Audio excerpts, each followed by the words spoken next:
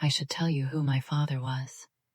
Not the version the company put in an internal memo, 3 lines long, buried under a subject line that said, Personnel Update. The real one.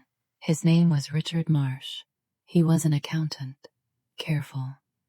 The kind of man who double-checked his double-checks. He kept a spreadsheet of our grocery spending for fun, not because we needed it. He believed, the way some people believe in God, that if you did everything correctly, the truth would eventually protect you. He was wrong. Steady. 7 years ago, a data leak nearly destroyed a client relationship at the firm he'd worked at for 11 years. He hadn't touched the files in question. It didn't matter. Someone junior, someone likable, someone nobody wanted to believe was capable of it, needed a story that wasn't about her. My father's name was quiet, unremarkable, easy to attach to a mistake, and just as easy to walk away from once it was attached. He was let go within 3 weeks.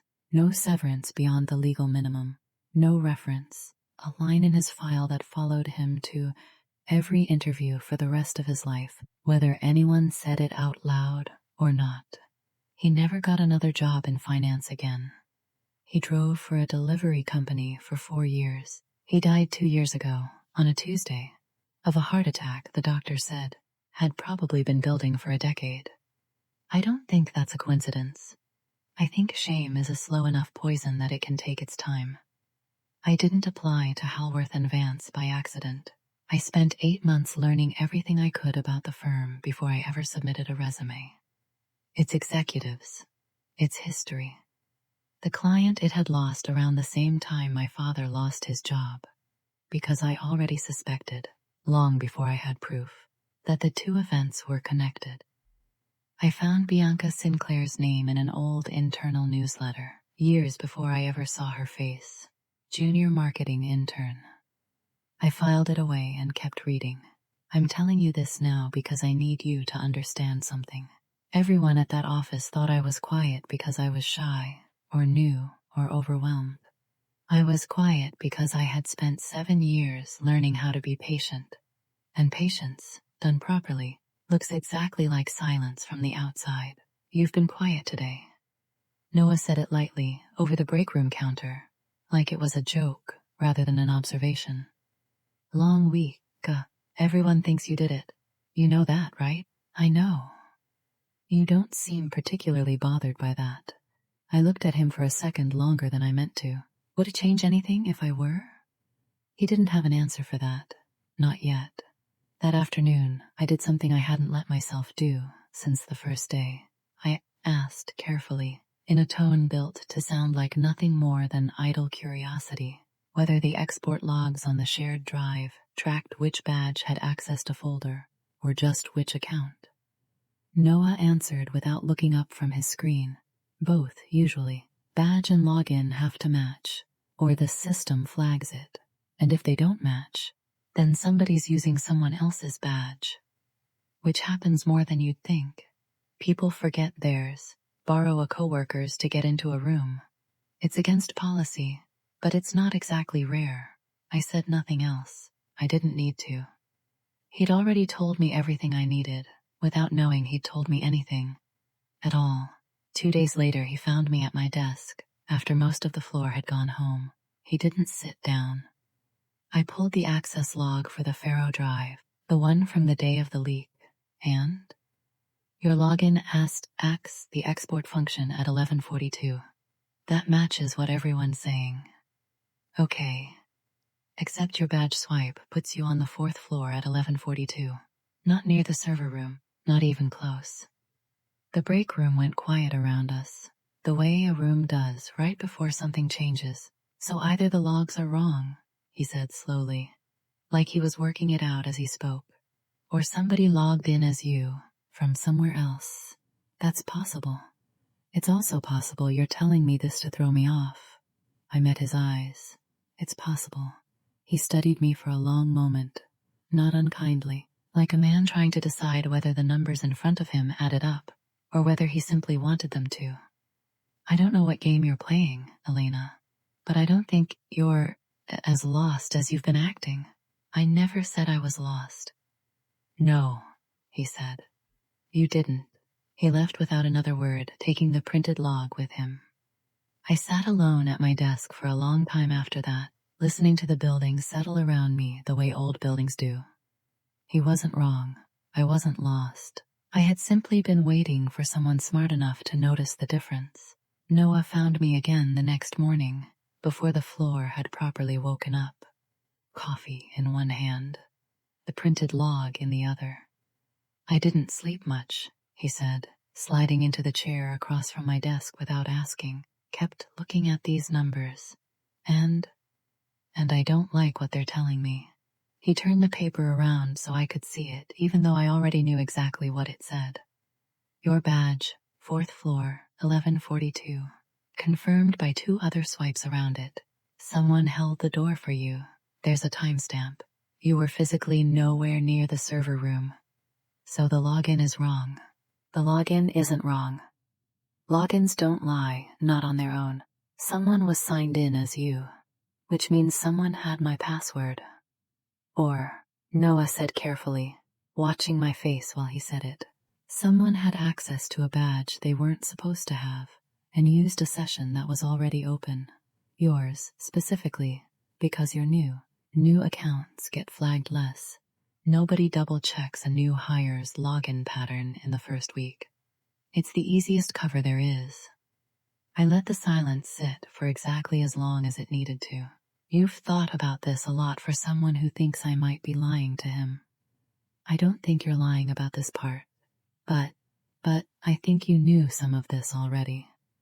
Before I told you, I could have denied it. A week ago, I would have, but there's a point in every plan where silence stops being armor and starts being a wall between you and the one person who might actually help you get through it faster. I decided carefully to open a door. Not all of them. Just one. I think someone used my account to make it look like I did something I didn't do, I said. That's all I know for certain. That's not all you know. No, I admitted. It isn't, but it's all I can tell you right now.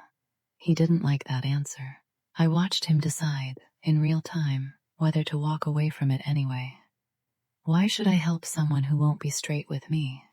Because you already pulled that log, I said. You already know something's wrong. The only question left is whether you want to find out what, or whether you'd rather pretend you didn't notice. He was quiet for a long moment. Then he did something I hadn't expected. He turned his laptop toward me. Badge access requires a physical card, but there's a secondary system, key fob override, for contractors and cleaning staff in case a badge fails. It logs separately. Most people don't even know it exists. You checked it? Last night, before you asked me to trust you. For the record, he scrolled. 11:39, 3 minutes before the export. Override entry to the server room, logged under a maintenance credential that hasn't been used in 8 months. Who has access to maintenance credentials? Facilities, IT. IT, me, technically. And senior staff, who requested temporary elevated access for a project, and who requested it recently. He hesitated, not because he didn't know the answer, because he did. Bianca Sinclair, 3 weeks ago, said she needed it for a server migration test on the Pharaoh account. There it was, the first piece I could actually hold in my hands, instead of carrying around in my memory like a story only I believed. I kept my face very still. That's not proof of anything on its own, Noah said, like he was warning me, or maybe warning himself. Elevated access isn't the same as using it to fake a login. I know. So what do we do with it? Nothing. Yet. He looked at me like I'd said something insane. You have the first real thing that could clear your name in a week, and you want to sit on it? If I bring this to Margot now, it's my word. And one login record against a senior employee everyone already trusts. Bianca will have an explanation ready before I finish the sentence. She always does. So what? We just wait? We wait until we have enough that she can't explain it away. One piece at a time. Quietly, starting with keeping this between the two of us. He didn't answer right away. I watched him weigh it.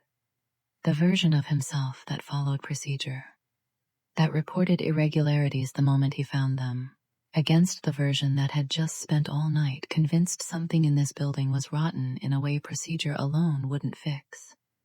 Okay, he said finally, but if this goes sideways, I need to know I'm not the only one taking the risk. You won't be. That's not really an answer. It's the only one I can give you right now. He didn't love it. But he didn't walk away either. We didn't notice, at the time, that someone had walked past the break room twice in the last 10 minutes, slower than the pace of someone actually going anywhere.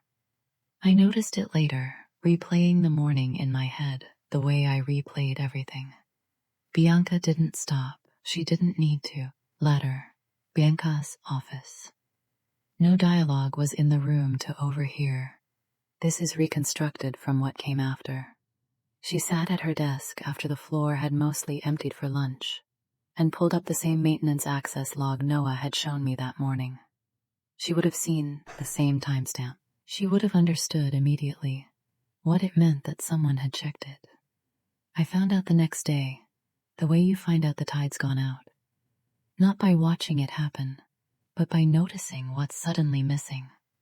The maintenance credential Bianca had used was deactivated that afternoon, quietly.